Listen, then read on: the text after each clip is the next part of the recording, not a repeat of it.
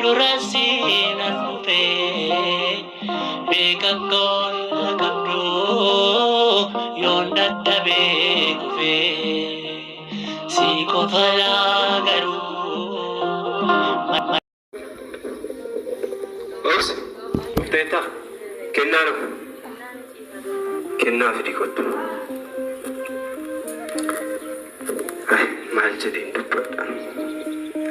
Seenaa waggaa dheeraa, seenaa waggaa baay'ee keessa kootti qabadhee kan hin ta'e, kan isaan hin beekne. Maal jedhin dubbadha.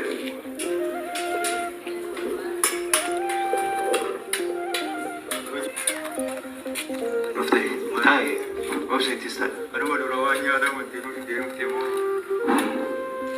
Hai, maal nyaatu? Waan nyaatamu eessaa fide kenna? Anoon argitaa walii gad deemeen ishee margadheef deebisiniif kenna. Amma immoo waan tokko hin jiru. Waan nyaachiin oolu. Hambeeleera. Bishaan sidee hodheera. Nama ganna baru dua-dua. Amma sabiti. An waa tokko isinitti himuuf isin waame. Waan cimaa tokko seenaa waggaa dheeraa haati keenya abbaan keenya natti himu. Kanan baadhee jirutu jira. Isan isinitti himu. Baay'ee na dhukkubse amma seenaan kun. Keessa koo baay'ee nama deesse. Kanaaf baadhee taa'uu hin danda'u. Furmaatatti laachuun qaba na dhaggeeffadha. Harmeen keenya kan isheen natti himte akka obboleessa hangafaa qabnudha. Kan isheen natti himte. Maal? Obboleessa. Qabna obboleessa. Obboleessa hangafaa qabna. Obboleessa hangafaa kun ijoollummaa isaatti kan inni manaa badee hamma yoonaa bakka inni jiru lubbuudhaan jiraaf hin jiru isaallee adda hin baasne. Amma iddoo inni jiruudhaa barbaaduun narra jiraata. Seenaan keenya xiqqoo ishee jireenyi keenya dukkanaa'ee jiruun ifa argachuu danda'a. Kanaaf obsee kenna. Dhaqee mucaa kana barbaaduun narra jiraata. Eenyutti nu dhiistee deemta? Abdii akkamitti akkasuma jettaan afabbaa qabnu kan nu gargaaru siidha mucaan kun jaamaadha. Ani maaloo jedhee fideessa qallaba akkamittiin si dhiisee deeman hojjettaati. Waan hin godhuun qabu. Dur jireenya gaarii jiraachuudhaaf akka kanatti beeluudhaan ni duuna. Waan tokko hin jiru. Waan hojjetamu hundumtuu akka nu jibbu beektu. Hojii hojjechiisan. Anani nuti na lauti dia ubat. Ulezi ko tu sirate sila yo dan dul. Meli na rajis. Amma di moyo ke bakket di rujo. Kenna obsi. Bakkeetti singateen deemu. Nama duukaa aseen jira. Kanaaf iyyuu isaan bukkee sinkaa'een obseenis si duukaa jirti gatii ta'eef. Obseenis si duukaa wanta hundumaa si gargaarti. Kanaaf iyyuu gara isaanii isin geessaatii hin deemna. Tole erga jettee silas maal goona? Deemnee gara isaanii ta'e atis deemtee waaqaan turre dafii deemee. Tole haa ta'u kottaa kaatii gara mana isaanii deemna.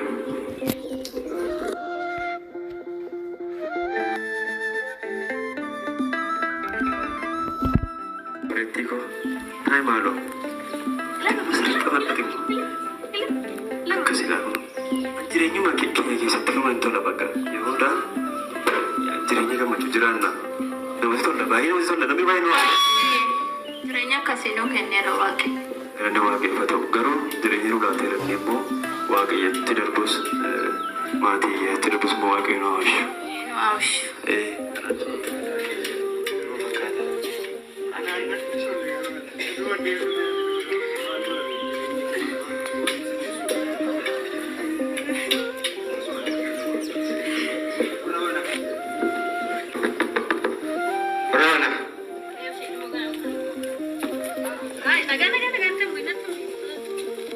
Akkam ilaalti kenna malee. Ani malas sebenarnya ni kan bapak anu mereka ni. Maaf tadi. Isaanii ni barbaadeetu. Isaaniin barbaadeen dhufee tolee ta'u rakkoon qabuun isaaniin naawwan.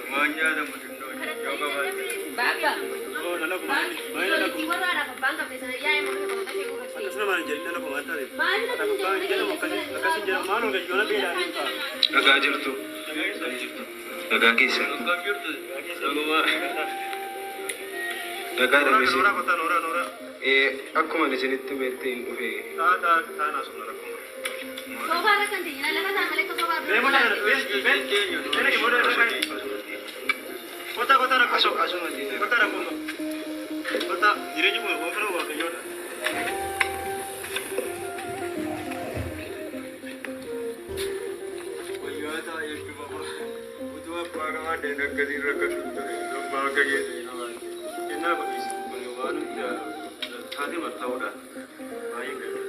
Abbaan fi egaa akkuma hin gadda isinitti madde mucaa kana barbaaduun narra jiraata.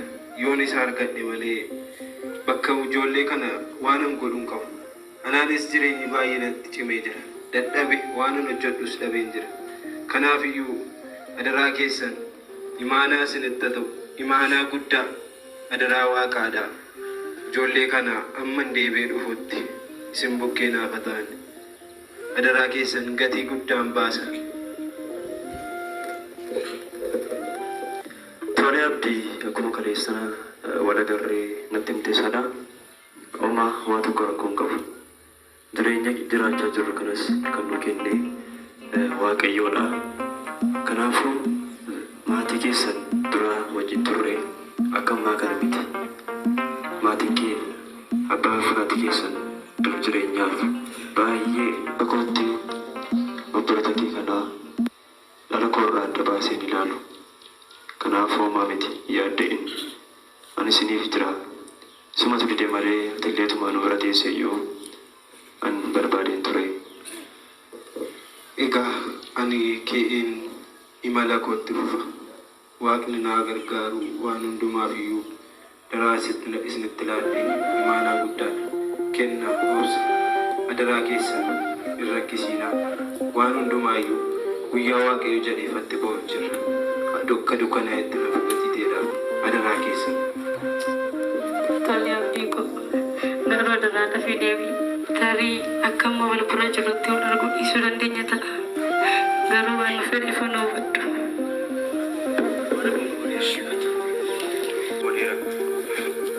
Kana lakkootti ilaala siin jedheera rakkoon qababdi. Ati jabaadhu. Ishee kanuma yoo karaa irratti rakkattee fi qabadhuuti. Kana wanta rakkattee mootiin guuttadhu homaa miti.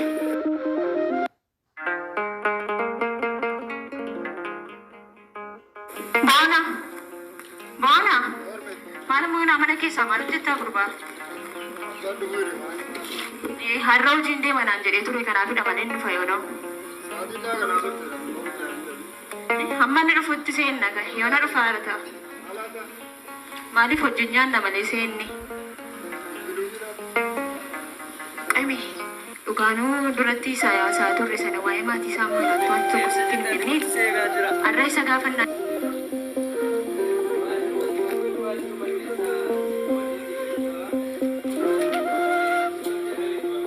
Bona marde ni berbanu bangki untuk rear.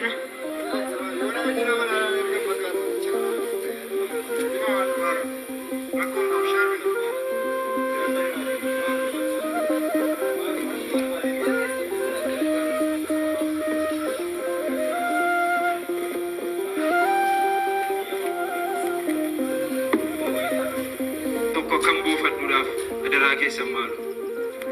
Waaqaa si fayyadu obboleessa. Ariifachaa jira. Maalu adaraa waaqaaf jedhaati. Na gargaara. Iddoo mun buufadhee dhimma dhufeef xumuruutti. Maalu. Dandeessee hojii hojjetan. Nyaattee mafuluu barbaadde. Dandeessee hojjettaare. Kottu na dhugaa kottu.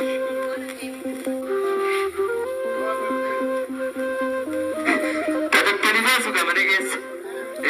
Tatattee. Maaltu si ajjeesa? Mucaa kana ollaa gashi. Keessummaa waliin qaba. Rakkoo wantoota sana jiru isheen bukkee.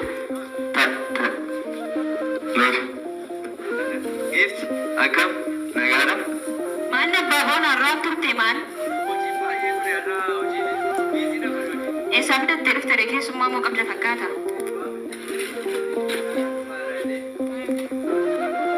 Dandee dhuguma hojjetaa muka nama middee nyaatee galaa ture yoo fakkaatu. Garuu immoo homaan jedhu silaa mucaan koo qofaa isaa rakkateera. Waa gargaartee ma jiraatta bakka. Bishaan buusii dhaqeen fidaan. Yoo akkalata kee iddoon buufadhellee mucaa kan argadhu naaf laattee jirta. Galanni guddaa siif haa. Yoo waaqa obboleessoo koo kana jabootti naaf fidi.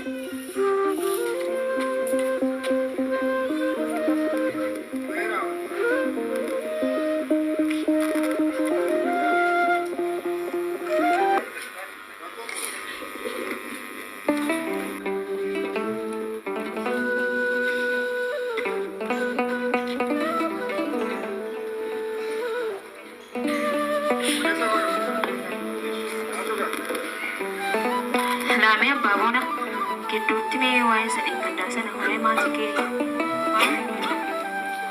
Maali nyaati kumarraa qabnu abboy maataan edii. Rakkoon qabu bishaan nuddaati. Waa'ee maatii keetii xiqqoo ishee mucaa kanatti mimeessanii dheengadda si gaafate maaf calluma jettee hambistee. Maataa yoo godha maatii kana Ishee qatalee qopheessa. Ka'ee sirriitti sitti ka'e. Adduuti deebii kottu si'ennaa sumatti. Mistiin bunarra kaan egaa mooraama keessa qulqulleessuudha wanti isa rakkisu jiru. Akka gootu kanuma qulqulleessitaa ababaa kana mooraa gabaabsitaa wanti isa rakkisu jiru. Wantumti amanatti si jeequ jiru. Tole yaa beektee jalqabe kanatti nama. Anatti gargaaruu naa dhugaati kan caalmaa dhabdu.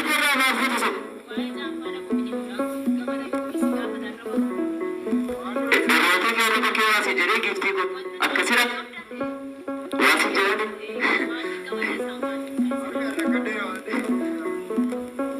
barumsa barachaa addaa barumsa keetti jabaa ati ijoollee raganaa manatti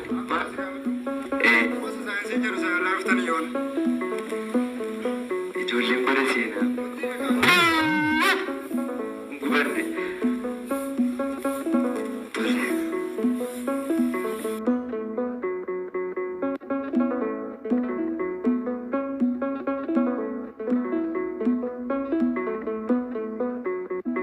Ani maatii koo dhiisee biyyaa ta'e.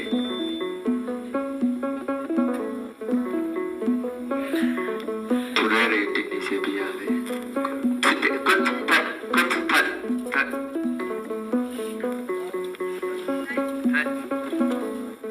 Maaloo nyaata silaa fideef. Kanaaf maatii koo ittiin dhiisee ba'e. Har'a waggaa gara 32 ta'a. Waggaa 32 fixeera. Jireenya baay'ee ulfaataa, jireenya baay'ee gaddisiisa. Sareen illee jiraachuuf kan dura jiru. Abbaan koo jireenyaan boqotee ture. Haati koo akka abbaan koo du'e natti himtee turte. Anis jireenya baay'ee ulfaataa kana laaluu jibbeen ijoollummaatti dhiisee keessaa fedhe.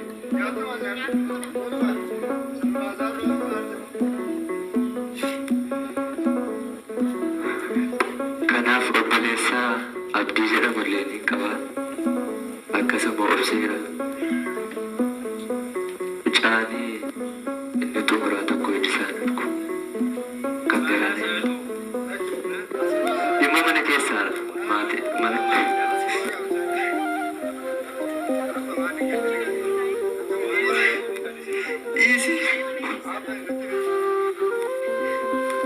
Maatii kana rakkina kana keessatti ni seebe. Anuma jiru ta'ee jiraatee iyyuu beeku. Sichi waan arginu minarra waggaa 32 machuun baay'ee ulfaata. Maatii moo wal gaafachaa irraa maqaa kennutti? ano seenaa koo duukaa wal fakkaataan jedheeni malee maal jedheen dubbadha waa'ee maatii koo. Maqaan koo Abdiidha. Nuti biyya tokko keessa kan jiraannudha obbolaa sadii ta'anii. Harmeen koo fi abbaan koo erga boqotanii umurii lakkoofsisanii jiru. Jireenya koo hundumaansaa obboloota koo kanarraa isaaniin jiraachisuudha hojiin koo. Amma immoo harmeen koo seenaa guddaa natti himtee obboleessa badee qabdaa dhaqiitii ijoollee kanatti tun himii barbaadii jedhaan jedhe. durasi nan dhufe beekakkoon qabdu yoon dadhabee kufe si qofa garuu